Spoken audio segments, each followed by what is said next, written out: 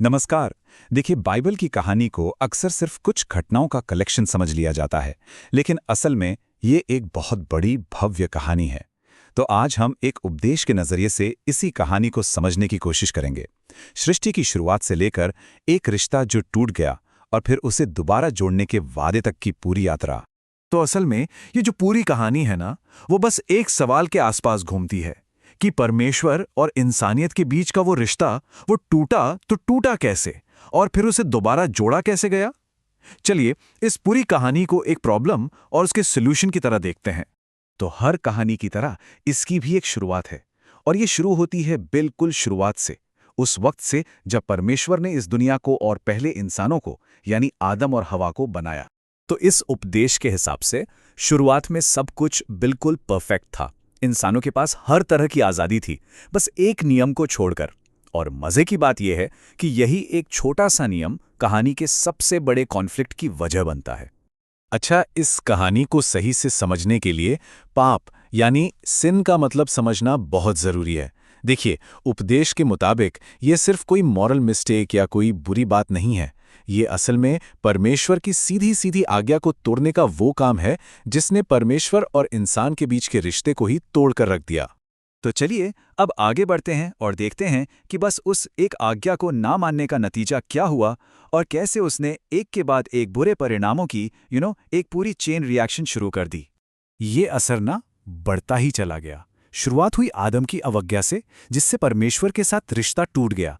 फिर कहानी और बिगड़ी जब उनके बेटे केन ने अपने ही भाई की हत्या कर दी और दुनिया ने पहली बार हिंसा देखी।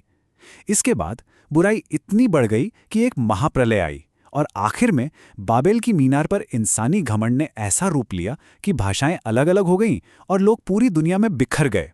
लेकिन कहानी में यहां से एक बहुत बड़ा टर्निंग पॉइंट आता है, एक ऐसा मोड़ जहां सब कुछ ठीक करने के लिए, सुलह के लिए एक नई योजना शुरू होती है।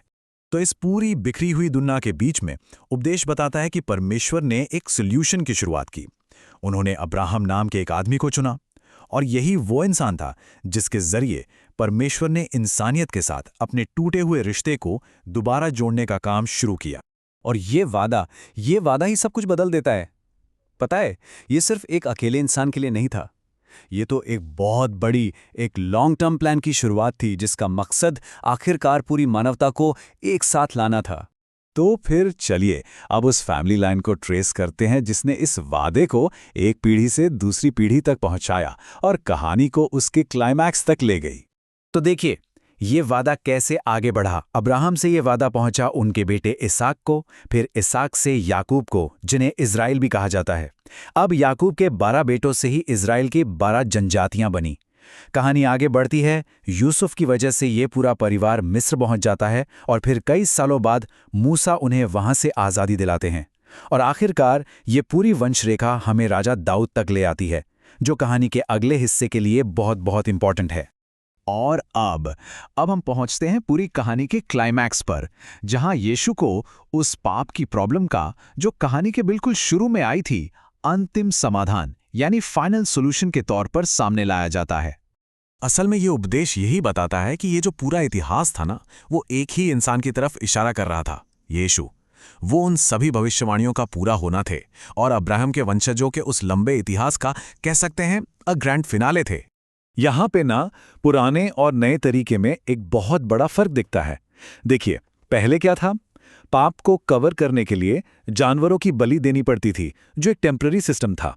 लेकिन उपदेश के मुताबिक यीशु का बलिदान एक परमानेंट सॉल्यूशन लेकर आता है, जो आदम और बाकी पूरी मानवता के पाप के लिए एक ही बार में हमेशा के लिए पेमेंट कर देता है।